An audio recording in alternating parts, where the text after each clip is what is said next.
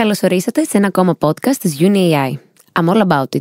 Ένα podcast με την υποστήριξη της Grey Studios Athens. Είμαι η Νίκη. Και εγώ ο Κωνσταντίνος. Δύο άνθρωποι με διαφορετικά backgrounds, αλλά με κοινό πάθος για την τεχνητή νοημοσύνη. Μαζί θα ανακαλύψουμε τον κόσμο του AI μέσα από τα μάτια ειδικών και ανθρώπων που έχουν το ίδιο πάθος με εμάς. Μαζί μας είναι σήμερα η Μαρία Ωρεοζήλ Κουτσουπιά, που με τη στάση της τόνισε ότι και οι νομικοί αποτελούν κινητήρια δύναμη των εξελίξεων της τεχνητής νοημοσύνης. Καλησπέρα, Ωρεοζήλη. Καλησπέρα, παιδιά. Χαίρομαι πάρα πολύ που είμαι εδώ μαζί σας και πολλά μπράβο για αυτό το εγχείρημα. Είναι κάτι που χρειαζόμαστε και το περιμέναμε. Ευχαριστούμε πάρα πολύ. Ευχαριστούμε πάλι και καλώς όρισες κιόλας και από τη δική μου πλευρά. Λοιπόν, θα θέλαμε λίγο έτσι αρχικά να σε γνωρίσει και το κοινό κιόλας, να μας πεις κάποια πράγματα για σένα, τις σπουδές σου, που έχεις εργαστεί και γενικά την όλη πορεία μέχρι στιγμής. Πολύ ωραία. Θα κάνω λοιπόν μία συνέντευξη. Θα αρχίσω την παρουσίαση όπως αρχίζω και στις δικηγορικές εταιρείες. Είμαι η Μαρία Ωρεοζήλ Κουτσουπιά. Είμαι qualified lawyer σε Ελλάδα και Βρυξέλλες. Δικηγορώ και στην Αθήνα και στις Βρυξέλλες. Και η πορεία μου ξεκινάει από τη Βόρεια Ελλάδα. Είμαι από τη Βέρεια και την Άουσα. Σπούδασα στη Θεσσαλονίκη στη νομική.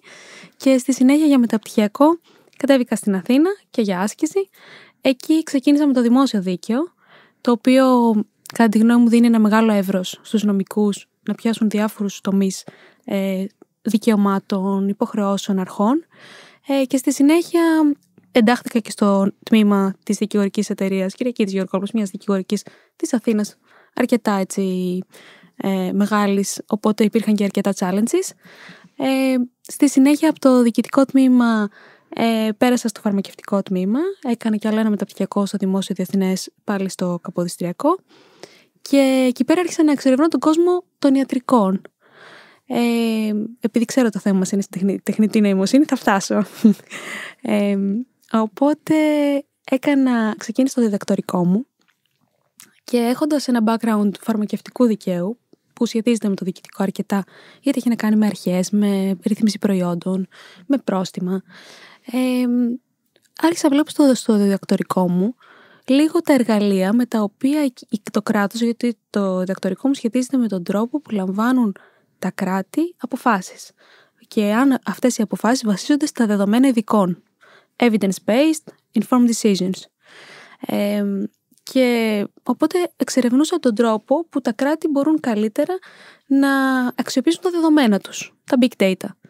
Και η τεχνητή νοημοσύνη, όπως βρήκα έτσι στην ξένη βιβλιογραφία, είναι το καλύτερο εργαλείο για το κράτος προς επεξεργασία των δεδομένων. Οπότε έχω ένα κεφαλάκι, αρχίζω να γράφω για την τεχνητή νοημοσύνη και λέω, τώρα 18 είμαστε. Κάπου 18-19 άρχισα να το κάνω. Και λέω, τι είναι αυτό, κάτι μου λέει, κάτι θα γίνει.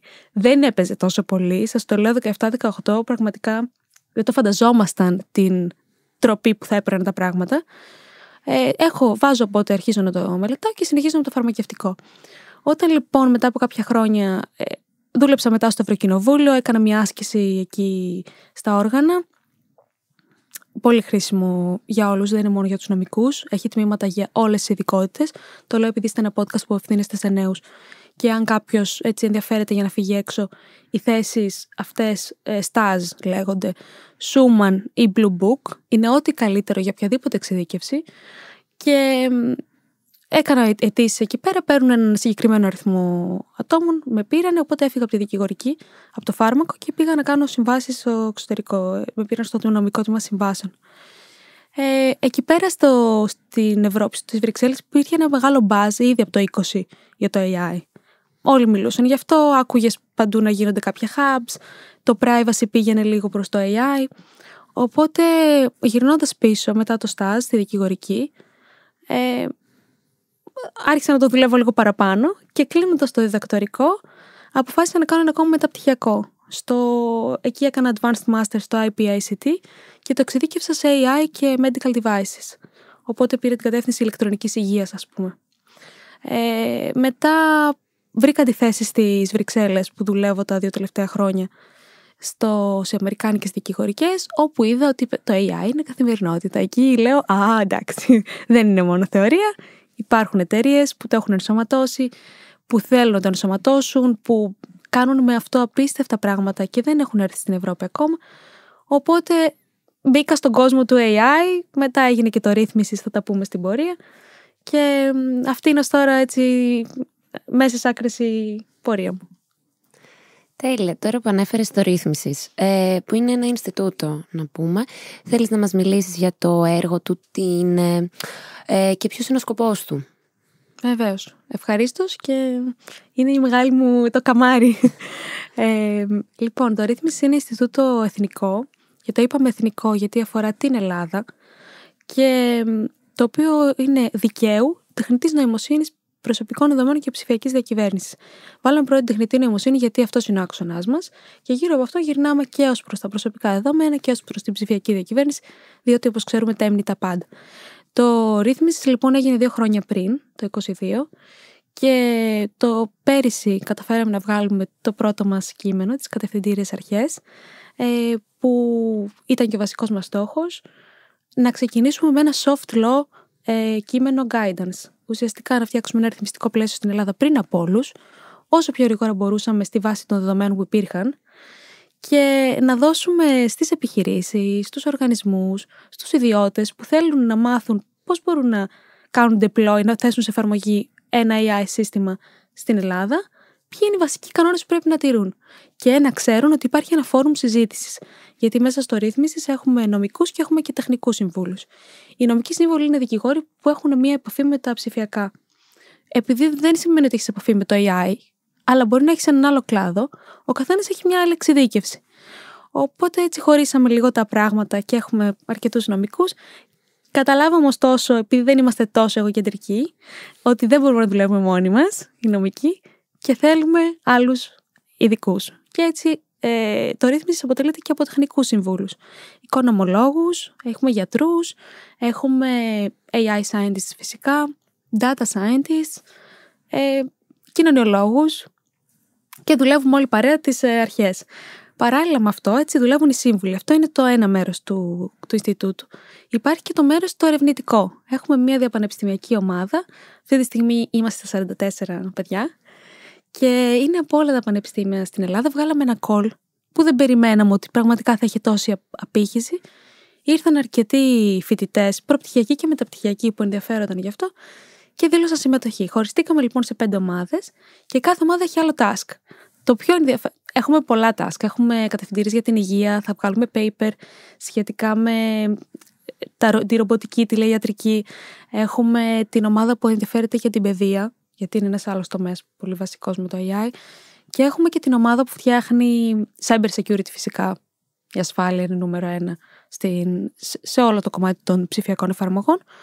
Και την ομάδα που θα φτιάξει ένα AI Legal App, που δουλεύουμε πάνω σε αυτό. Και έτσι σε 2 μήνες θα εμφανίσουμε τα πρώτα μας αποτελέσματα, για να δείξουμε ότι και οι νομικοί μπορούν να έχουν έτσι ένα πιο ενεργό ρόλο στο AI. Θα ήθελες λίγο να επεκταθείς σε αυτό το κομμάτι του AI Legal Lab, γιατί ακούγεται πάρα πολύ ενδιαφέρον και νομίζω ότι ο καθένας θα ήθελε λίγο να μάθει κάτι παραπάνω πάνω σε αυτό. Βεβαίως. Λοιπόν, AI Legal. Όταν μιλάμε για νομική και AI, έχουμε 2 βάσεις. Η μία βάση είναι πώς η νομική επηρεάζει το AI, άρα οι κανόνες και η ρύθμισή του, και η άλλη βάση είναι το πώς το AI επηρεάζει τη νομική. Εμείς ασχολούμαστε κυρίως με το πρώτο κομμάτι, γιατί θέλουμε να ρυθμίσουμε το AI. Αλλά φυσικά θα μελετήσουμε, και στο συνέδριο που κάναμε, βάλαμε σε ένα τομέα πώς επηρεάζεται ο τομέας των δικηγόρων και των νομικών από το AI. Και με αυτό ασχολείται και μια άλλη. Υπάρχει και άλλο ένας φορέας που κάνει ακριβώς αυτό, Legal Tech. Ευρωπαϊκός φορέας, όχι μόνο στην Ελλάδα. Εμείς στο πρώτο κομμάτι λοιπόν της ρύθμισης, τι κάνει ένας δικηγόρος, πώς ασχολείται. Καταρχήν ξεκινάμε από τη βίβλο μας, από το AI Act. Η Ευρώπη έσπευσε να ρυθμίσει τον κλάδο μόλις κατάλαβε τι γίνεται. Από το 2018 έβγαλε τη Λευκή Βίβλο. Τις πρώτες αρχές που βγήκανε ποτέ στον κόσμο για την τεχνητή νοημοσύνη, τις έβγαλε. Μίλησε για trustworthy AI, χωρίς αυτό να σημαίνει πολλά πράγματα τότε. Πλέον σημαίνει πολύ περισσότερο που εξειδικεύτηκε. Και σήμερα το 20 έβγαλε το πρώτο κείμενο.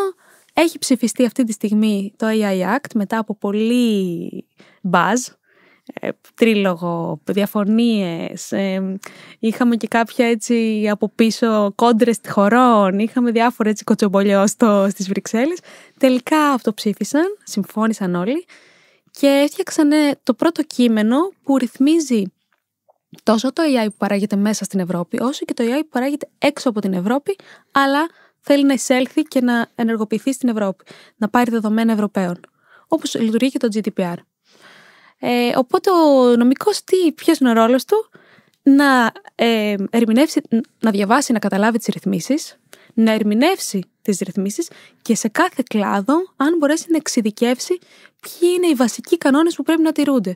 Κάποια βασικά πράγματα, γιατί το AI δεν είναι εύκολο να το στενέψεις όσο τα υπόλοιπα προϊόντα, όσο οποιαδήποτε νομική εργασία κάνουμε. Δίνουμε όμως μία κατεύθυνση ώστε να αποφευχθεί το χειρότερο. Να μην πάνε things go wrong. Πρέπει να το κρατήσουμε σε ένα πλαίσιο ορθής χρήσης. Μπορώ να επεκταθώ πολύ για το τι θα κάνουμε άλλο, αλλά θέλω να σας αφήσω να κάνουμε και άλλες ερωτήσεις. Τέλεια. Τώρα στο επόμενο κομμάτι της συζήτησης, ακούγοντας κάποιος για την τεχνητή νοημοσύνη, το πρώτο που σκέφτεται είναι τεχνολογία. Το δικό σου background είναι έτσι πιο νομικό, πιο θεωρητικό, οπότε λίγο αυτό σε πρώτη φάση φαίνεται κάπως περίεργο, κάπως, πώς να το πω τώρα, πώς γίνεται να κάνεις αυτό το συνδυασμό, αυτή τη μετάβαση, ας το πούμε, και πώς ήρθες, ας πούμε, σε επαφή με όλο αυτό, δηλαδή τι χρειάστηκε παραπάνω να μάθεις και σε τι βαθμό. Το λεγόμενο reskilling τώρα θα πάμε. Δεν το έχω κάνει πλήρως το reskilling, αλλά πάω προς τα εκεί. Είναι αυτό που θα χρειαστεί να κάνουμε όλοι, κατά τη δική μου γνώμη. Όσοι δεν είμαστε στα τεχνολογικά επαγγέλματα ή δεν έχουμε αυτή την στροφή από το σπίτι μας. Είναι αρκετά δύσκολο. Όταν ξεκίνησα να διαβάζω το πρώτο σχέδιο του κανονισμού, δεν καταλάβαινα, παιδιά, είχε μέσα έννοιες που πραγματικά με τα μοντέλα, λεξικό, βιβλιογραφίες, ανοίγαμε, ειδικά ήμασταν 4 δικηγόροι που είχαμε κάτσει εξ αρχής να το διαβάσουμε την πρώτη φορά. Τι σημαίνει deployer? Πείτε μου τι σημαίνει deployer. Δεν υπάρχει ελληνική μετάφραση του deployer. Οπότε φυσικά φέραμε data scientists να μας πούν πράγματα, να μας εξηγήσουν. Προσωπικά έκανα και κάποια σεμινάρια. Έχει το Coursera δωρεάν σεμινάρια για Python. Γιατί διάβασα ότι η πρώτη γλώσσα που προγραμματίζεις στο AI είναι Python. Είναι πιο εύκολη για να κάνεις τις βασικές αρχές. Οπότε για να καταλάβω πώς το σύστημα επιλέγει από τη μία λύση από την άλλη, πώς αυτά τα νευρονικά δίκτυα για τα οποία συζητάμε πραγματικά συνδέονται και δημιουργούν νέες συνάψεις, έπρεπε να αντιληφθώ βασικές αρχές τεχνολογίας και πληροφορικής. Δεν σημαίνει ότι έχω φτάσει σε αυτό το επίπεδο, ούτε προγραμματίζω. Θέλω να φτάσω εκεί. Διαβάζω πάρα πολύ τεχνικούς όρους. Ό,τι καινούργιο ακούσω, σημειώνω στο note και στο notebook μου και πάω να το ψάξω. Και φυσικά αυτό συνέχεια αλλάζει. Γιατί αρχικά έμαθα large language models. ChatGPT, τέλεια. Μετά μου λένε υπάρχουν και audio models, ωραίο ζήλι. Υπάρχουν και large visual models, ωραίο ζήλι. Υπάρχουν και τα multi-models που συνδυάζουν και τα τρία μαζί. Οπότε ξέρεις, μπαίνεις στην αρχή στο ένα και μετά αρχίζει και βαθαίνει. Θέλει πολλή δουλειά, συνδυάζεται. Δεν πιστεύω ότι υπάρχει κανένας που δεν μπορεί να κάνει οτιδήποτε θέλει παραπάνω από τη θεωρητική του ή την πρακτική του αρχική εξειδίκευση. Πιστεύω πάρα πολύ στην αλλαγή και στην εξέλιξη των ανθρώπων και στη σύνδεση των επαγγελμάτων. Οπότε, that's what I'm trying to do. Τέλεια. Πάνω σε αυτό, εσύ ήδη έχεις χρησιμοποιήσει καθόλου εφαρμογές τεχνητής νοημοσύνης εξειδικευμένες για νομική χρήση, όπως είναι το LogGPT? Mm-hmm. Και μία συνακόλουθη ερώτηση. Αν έχεις χρησιμοποιήσει, θεωρείς μετά ότι ο φόβος όλων των νομικών για την απειλή του επαγγέλματός τους από την τεχνητή νοημοσύνη είναι δικαιολογημένος? Tricky question. Ας μην τους τρομάζουμε τους ανθρώπους μεταξύ μας. Ναι. Έχω δοκιμάσει εργαλεία. Στις Βρυξέλλες, στη δικηγορική που ήμουν μέχρι τον προηγούμενο μήνα, φτιάχνουν εργαλείο εσωτερικό. Εξειδικεύουν ένα μοντέλο, language model τελείως δικό τους, που το εκπαιδεύουν on-site, μέσα on-premises, δηλαδή έχουν φέρει τεχνικούς και δημιουργούν μοντέλο. στη βάση ενός αγορασμένου λογισμικού από την OpenAI.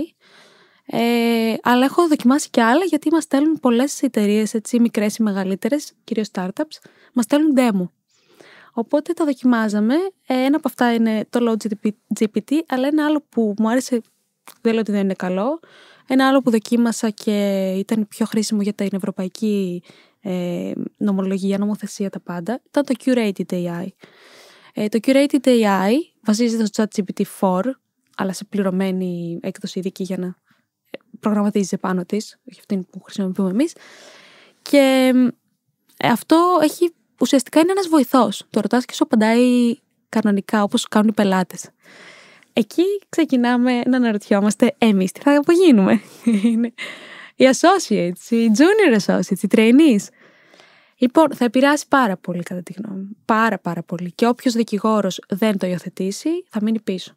Δεν γίνεται να μην ξέρεις λίγο ή πολύ τι κάνει το AI, λίγο ή πολύ να χρησιμοποιείς εργαλεία AI.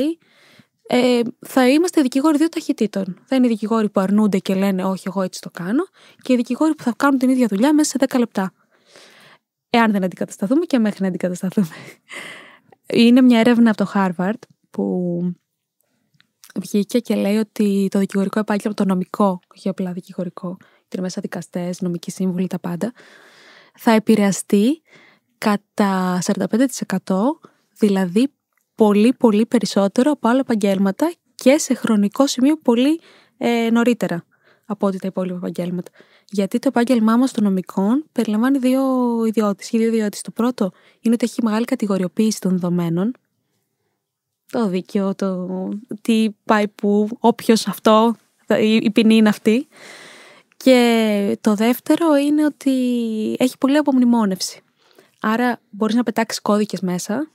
Έχει πολύ κείμενο που πρέπει να γνωρίζεις το μυαλό σου, δεν είναι τόσο πρακτικό. Είναι πρακτικό, αλλά η θεωρία εφαρμόζεται στην πράξη. Άρα μπορείς τη θεωρία που υπάρχει να την δώσεις μέσα, να την καταλάβει το μοντέλο. Και γι' αυτό θα χάσουμε πρώτοι κάποιες από τις δουλειές μας. Όχι όλες, κάποιες όμως ναι. Δεν θεωρείς ότι επειδή υπάρχει και μια πολυπλοκότητα ή ένα συνδυασμό σκέψεων για ένα νομικό, ίσως η τεχνητή νοημοσύνη παραμείνει σε πιο βοηθητικό ρόλο? Δηλαδή για τα πιο, ας πούμε, να γράψει μία έξωση, ας πούμε, ή ένα τέτοιο έγγραφο. Και όχι να απειλήσει ολόκληρο το επάγγελμα. Ναι, γι' αυτό συμφωνώ πάρα πολύ ότι είναι κάποια. Και μέχρι να φτάσουμε στα multi-models και στα strong, τα APIs που θα είναι σε άλλο επίπεδο τα μοντέλα, θα έχουμε βοηθητικό AI. Και μάλιστα παρακολούθησα πρόσφατα μία εκδήλωση της Ένωσης Αστικολόγων, όπου μίλησε ο τέος Πρωθυπουργός και τέος Πρόεδρος του Ελληνικού Συνεδρίου που έχει μελετήσει τα θέματα τεχνητής νοημοσύνης στη δικαστική απόφαση, και έκανε μια έρευνα για κάθε κομμάτι της δικαστικής απόφασης πώς θα μπορούσε να αντικατασταθεί, για να δούμε αν αντικαθίσταται το δικαστής. Και έλεγε ότι κάθε κομμάτι ξεχωριστά μπορεί να αντικατασταθεί, αλλά όλα μαζί, η σκέψη και η κριτική ικανότητα του δικαστή, μαζί με την διαίσθηση που χρησιμοποιεί για μια δίκη, αν κάτι του πηγαίνει σωστά ή αν κάτι του πηγαίνει λάθος, αυτό ακόμα δεν μπορεί να αντικατασταθεί. Άρα ναι, μερικώς. Τα contracts, ας πούμε, θα φύγουν εν πωλής από τη δουλειά των δικηγόρων ή των trainees. Πάρα πολύ ενδιαφέρον αυτό το ζήτημα, το αν μπορεί το AI να αντικαταστήσει τους νομικούς. Η αλήθεια είναι ότι προσωπικά δεν μπορώ να το νιώσω, μιας και είμαι από το πιο τεχνικό background σε αυτό το room. Αλλά εν πάση περιπτώσει, ας αλλάξουμε λίγο τη συζήτηση για να μπορώ να εμπλακώ και εγώ ξανά. Λοιπόν, θέλαμε λίγο να μας πεις παραπάνω, εντάξει μας το έχεις πει και μέσα από τη στιγμή που μας μιλούσε για τη ρύθμιση, αλλά και λίγο παραπάνω αν θέλεις να επεκταθείς, πώς θα μπορούσε να συμμετάσχει περισσότερο ο νομικός κόσμος στην εξέλιξη της τεχνητής νοημοσύνης. Γενικά χρειάζεται να συνεργάζεται και με ανθρώπους από άλλα επιστημονικά πεδία, όπως για παράδειγμα τους data scientists, τους γιατρούς κτλ. Ναι. Ναι και ναι και ναι. Δεν νομίζω ότι οι δικηγόροι μπορούμε μόνοι μας.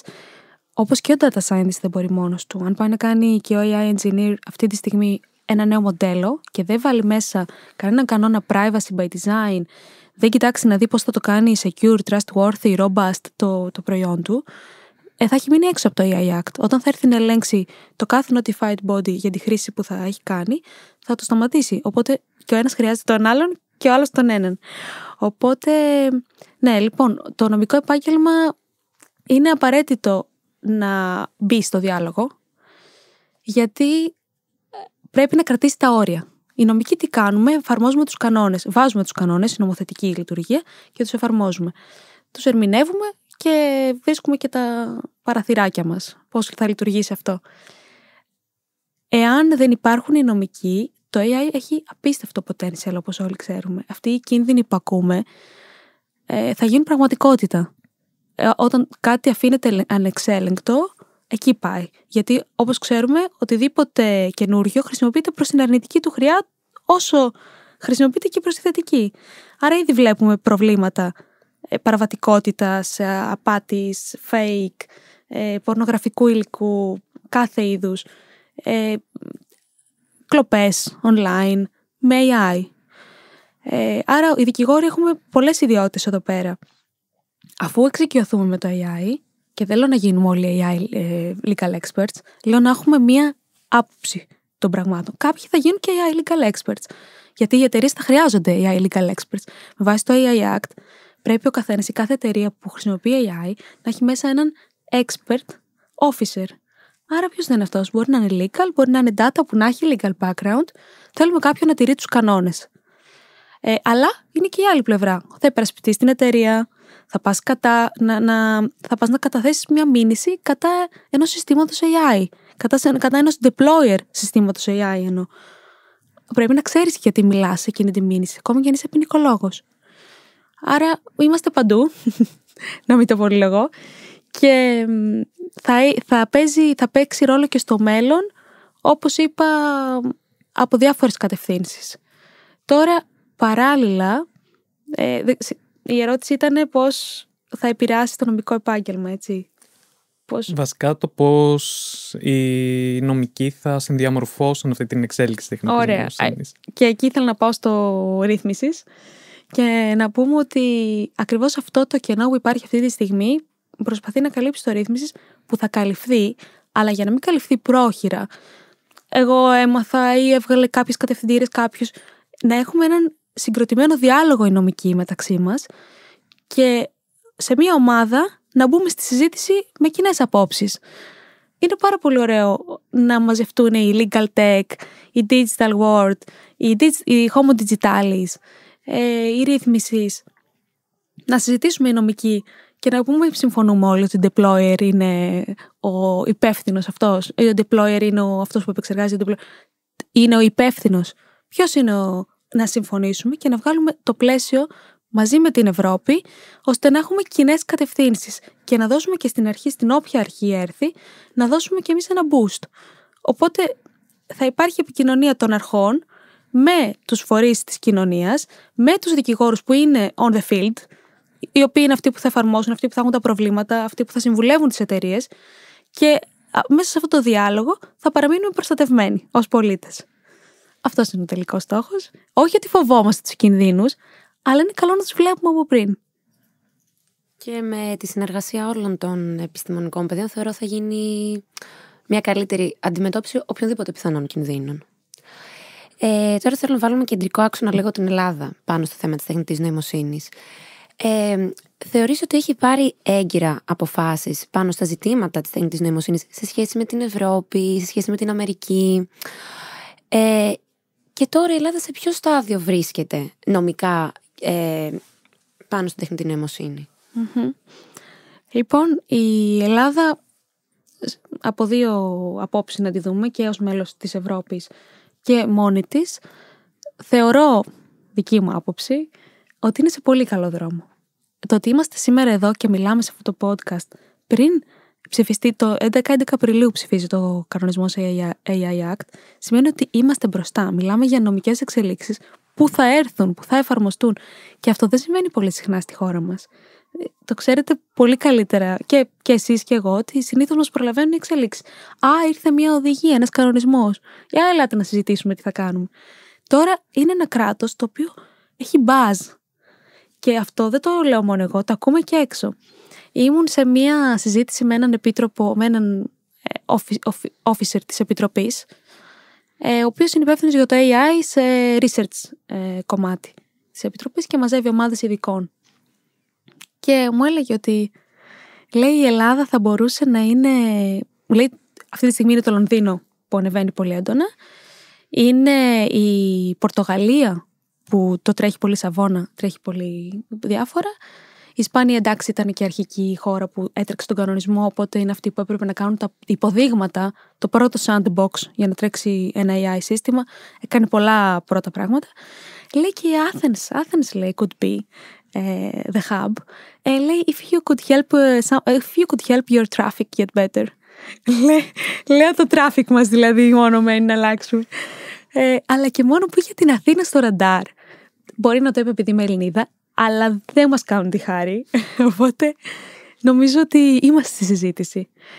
Τώρα, σε σχέση με τους υπόλοιπους. Σε σχέση με την υπόλοιπη Ευρώπη είμαστε πολύ καλά. Έχουμε ήδη ένα νόμο. Είναι παλιός, δεν έχει τους σωστούς ορισμούς μέσα, δεν έχει όλες τις υποχρεώσεις. Έχει κάποιες βασικές αρχές, οι οποίες βέβαια δεν έχουν εφαρμοστεί, γιατί ως τώρα δεν εφαρμόστηκε σε AI εφαρμογές ο νόμος. Εφαρμόστηκε ως προς το πλαίσιο το άλλο, γιατί είναι ένας νόμος για machinery, συστήματα μηχανικά, και για AI. Αλλά τώρα θα βγει καινούριος νόμος με τον κανονισμό. Ξέρω ότι έχουμε ετοιμάσει, εσωτερικά δουλεύουν 2 επιτροπές για την τεχνητή νοημοσύνη. Το ρύθμιση από την πλευρά του θέλει και θα το προσπαθήσουμε να είμαστε στο διάλογο, γιατί πραγματικά το έχουμε δουλέψει το θέμα και είναι κρίμα να πάει χαμένο και να μην μπούμε στο διάλογο με τον νομοθέτη, γιατί εντός 2 ετών θα πρέπει να έχουμε νέα νομοθεσία. Το συντομότερο δυνατό, εντός 6 μηνών θα έλεγα εγώ πρέπει να γίνει, γιατί εντός 6 μηνών με βάση την ευρωπαϊκή νομοθεσία πρέπει να έχουν απαγορευτεί κάθε χρήση που είναι banned. Ο κανονισμός έχει κάποια banned, social scoring, facial recognition, emotional recognition, και αυτά είναι banned. Τα banned πρέπει να έχουν απαγορευτεί σε όλες τις ευρωπαϊκές χώρες. Επομένως πρέπει να δράσουμε. Ευρωπαϊκά είμαστε πάρα πολύ καλά, δηλαδή είμαστε στις top χώρες. Τώρα, σε σχέση με τον υπόλοιπο κόσμο, η Αγγλία ενώ είχε μείνει πίσω νομοθετικά, τώρα εδώ μας βγήκε από δεξιά, γιατί έχει κάνει ένα σύστημα με τις startups τους, που όταν πας να φτιάξεις startup, για να μπορείς να πάρεις επένδυση, όταν δηλαδή δίνεις επένδυση σε μεγάλη εταιρεία ή σε Google και δίνεις επένδυση σε startup στην Αγγλία, έχεις φοροαπαλλαγή στο ποσό αυτό και έτσι είναι ένα τεράστιο κίνητρο για να τους πληρώνουν. Όσο πληρώνουν τις startups που συνήθως είναι AI πλέον, τόσο αυξάνεται και πολύ γρήγορα παίρνουν νέο υλικό AI. Οπότε Αγγλία πάει πολύ καλά, η Ελλάδα πάει καλά, η Αμερική έχει τις εφαρμογές στην πράξη, αλλά το νομοθετικό της πλαίσιο έμεινε πίσω. Τώρα ο Biden έβγαλε, αφού βγήκε ο κανονισμός, και ακολούθησε σε πάρα πολλά πράγματα τον κανονισμό, που είναι θετικό να είμαστε επιτέλους aligned Ευρώπη και Αμερική. Δεν είναι τόσο. Ο κανονισμός του στο προεδρικό Biden σε degree, έχει ένα presidential degree, έχουν βγάλει. Αφορά κυρίως την άμυνα. Αυτό τους ενδιαφέρει πάρα πολύ τους Αμερικανούς για τα συστήματα. Και στο πλαίσιο του G7, η Ελλάδα δεν είναι μέσα του G7, είναι η Ιταλία, είναι η Γαλλία, είναι η Γερμανία, Ευρώπη, η Ιαπωνία και Αμερική. Αλλά παρακολουθούμε, είμαστε μέσα στην Ευρώπη, στο σύστημα της Ευρώπης, και στο G7 είμαστε όλοι aligned, δηλαδή έχουν φτιάξει τις πρώτες κατευθυντήρες παγκοσμίως. Είναι κάποιοι έξω όπως ακούσατε, αλλά θεωρώ ότι είμαστε μέρος του διαλόγου, το βλέπω στα ευρωπαϊκά hub, τους ακούω να μιλάνε και ελπίζω να παραμείνουμε relevant, παιδιά. Κι εμείς. Ισχύει. Λοιπόν, τώρα πάμε λίγο και σε ένα άρθρο το οποίο είχες γράψει κάποια στιγμή και είχες μιλήσει για την πνευματική ιδιοκτησία παραγωγής μουσικού έργου με τη βοήθεια τεχνητής νοημοσύνης, με αφορμή έναν άγνωστο δημιουργό που συνέλεξε τραγούδια από γνωστούς τραγουδοποιούς και με τη βοήθεια της τεχνητής νοημοσύνης επεξεργάστηκε αυτά τα τραγούδια, τις φωνές αυτών των ανθρώπων και τα δημοσίευσε στο YouTube ως νέα έργα. Γενικά, επειδή έχουμε συζητήσει και για τον χώρο της τέχνης και σε προηγούμενα επεισόδια στο συγκεκριμένο podcast, θα θέλαμε λίγο και τη δική σου άποψη, έτσι, την πιο νομική σχετικά με την πνευματική ιδιοκτησία των συγκεκριμένων καλλιτεχνών και πώς μπορεί αυτό να οριοθετηθεί νομικά. Ναι, λοιπόν, πρόσφατα έγινε αυτό με τον Γονίδη και τον... δεν ήταν μόνο ο Γονίδης και ο Σφακιανάκης, είχε πάρα πολλά τραγούδια, Παντελίδη, Καρά και άλλα. Και μάλιστα μετά σε μια έρευνα που έκανα είδα ότι παραμένει στο YouTube μεγάλος όγκος fake τραγουδιών. Αλλά what can you do? Θα φτάσουμε στο what can you do. Όπου μας προσέγγισε ως ρύθμισης, τέλος πάντων ένας που εμπλέκονταν, ένας από τους εμπλεκόμενους στην κατάσταση, αγχωμένος, τι γίνεται, τι θα κάνουμε. Έχω ευθύνη? Πού είναι η ευθύνη μου? Εγώ όταν παρήγαγα, δεν το έφτιαξα εγώ. Οπότε πήγαμε να δούμε, μπήκαμε λίγο στα θέματα αυτά.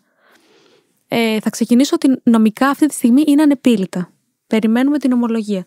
Γιατί κάποια θέματα είναι λυμμένα, αλλά σταματάει εκεί που ξεκινάει το AI, η δημιουργία του AI. Κατά την αμερικάνικη θεωρία, δημιουργός είναι μόνο ο άνθρωπος φυσικός. Επομένως δεν μπορεί να αναγνωριστεί ως δημιουργός σύστημα τεχνητής νοημοσύνης. Γιατί τώρα πρέπει να το δούμε από διάφορες πλευρές. Α, έχει γίνει κλοπή πνευματικής ιδιοκτησίας, έχουμε παραβίαση. Β, τι δικαιώματα έχει ο άνθρωπος που το έφτιαξε το τραγούδι? Είναι ένα νέο τραγούδι.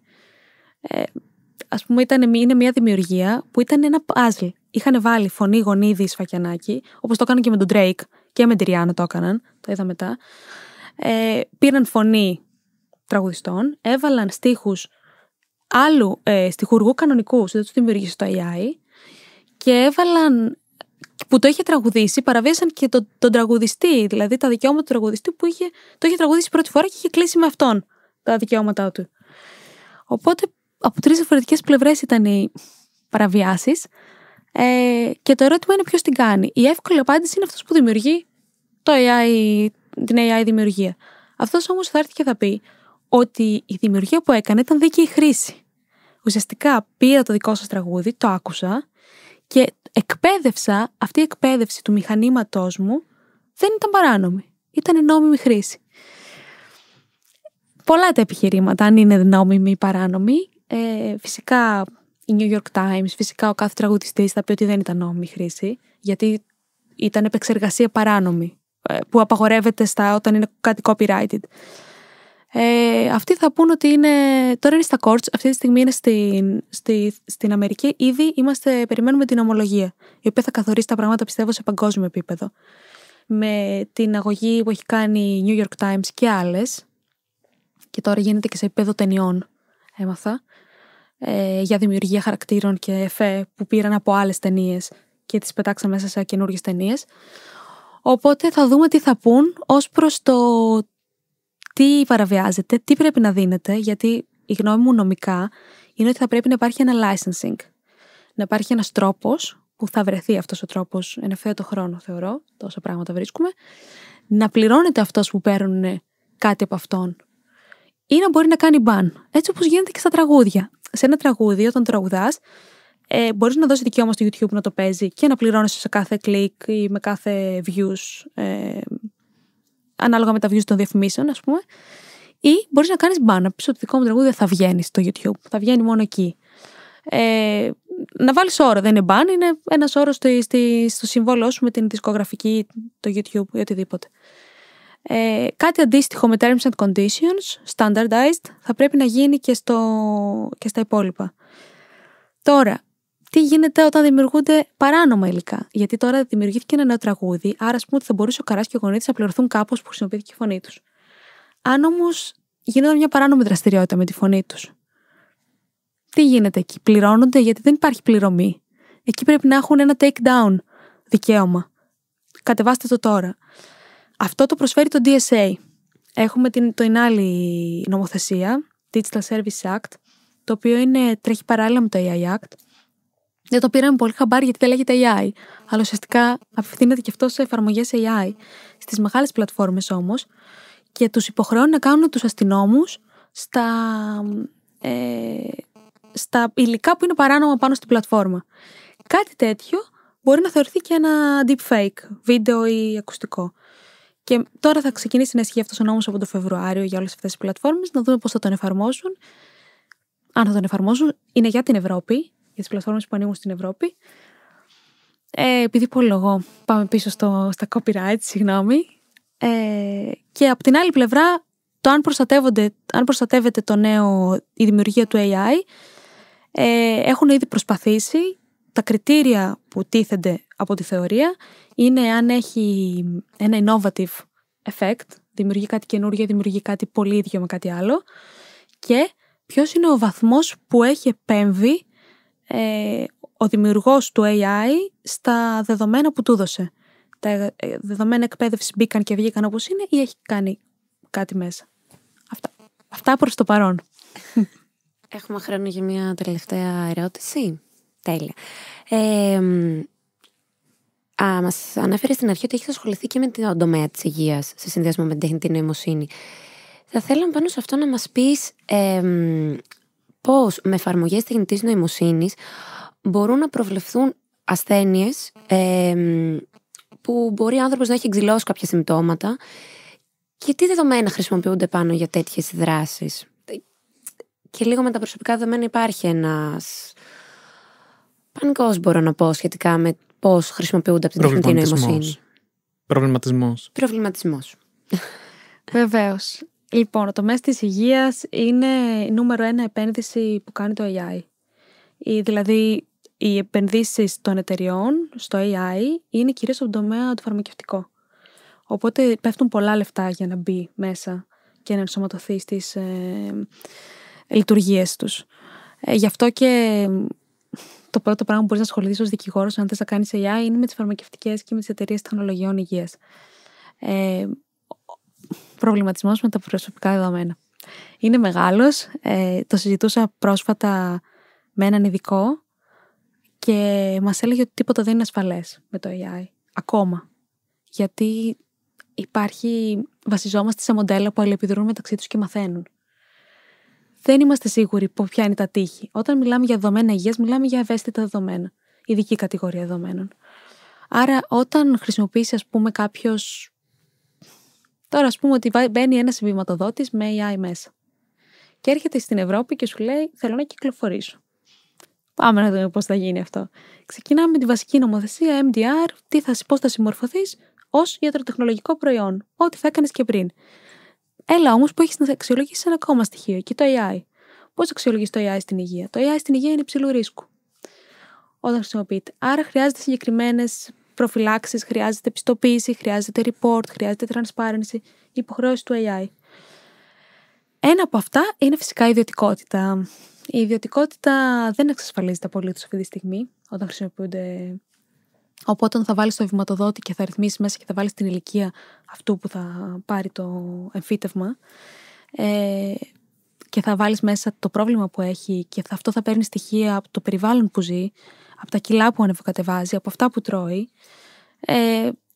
αυτά τα πράγματα, το να μείνουν ασφαλή και να μην μεταφερθούν στη μαμά εταιρεία, στην κάθε, τώρα θα πω OpenAI, αλλά είναι η κάθε εταιρεία έτσι, που έχει ένα παραγωγικό μοντέλο, δεν είναι ακόμα απολύτως ασφαλές. Φυσικά βάζει terms and conditions ως δικηγόρος, θα πας και θα τους εγκλωβίσεις σε ένα πολύ αυστηρό κείμενο, θα τους πεις δεν πάει πουθενά τα δεδομένα, θα κρατηθούν σε μία βάση, σε ένα cloud κλειστό. Δεν είναι όμως ασφαλή. Μπορεί και το cloud να υπάρξει κυβερνοεπίθεση και μπορεί φυσικά να μην τηρήσει η εταιρεία αυτό που λέει ότι θα κάνει, γιατί δεν θα το δεις εσύ μηχανικά μέσα, δεν θα τους ελέγξεις. Άρα μπορεί να κυκλοφορήσει και να εκπαιδεύσει ένα άλλο μοντέλο με τα δεδομένα των ασθενών. Αυτό είναι ο μεγάλος κίνδυνος. Ότι τα δικά σου δεδομένα ένας άλλος μπορεί να γκουγκλάρει και να τα βρει. Να γκουγκλάρει τόσο εισαγωγικών. Τώρα λύσεις προσπαθούν να βρεθούν όσο πάνε γίνονται και πιο ασφαλή τα συστήματα. ISO θα βγουν τώρα. Διάφορα certifications, όσο πάει και υψηλότερης ασφάλειας. Οι μεγάλες εταιρείες δουλεύουν πάνω στο security, ειδικά για την προστασία των προσωπικών δεδομένων. Και έχω να σου πω ότι η Ευρώπη εστιάζει τρομερά σε αυτό. Άρα έχω ελπίδα ότι τα δεδομένα μας θα είναι ασφαλή. Τέλεια. Δυστυχώς ο χρόνος μας φτάνει σιγά σιγά στο τέλος του. Είναι σίγουρα μια πάρα πολύ ενδιαφέρουσα συζήτηση αυτή που έχουμε κάνει. Είναι λίγο έτσι διαφορετική σε σχέση με τις προηγούμενες που έχουν ήδη διεξαχθεί. Και θα θέλαμε σε αυτό το σημείο να ευχαριστήσουμε την Μαρία Ωρεοζήλη Κουτσοπιά που ήταν σήμερα μαζί μας. Και θα θέλαμε να ευχαριστήσουμε και εσάς που ακούσατε αυτό το podcast. Μην ξεχάσετε λοιπόν να μας ακολουθήσετε στα social media της UniAI και μείνετε συντονισμένοι για το επόμενο επεισόδιό μας.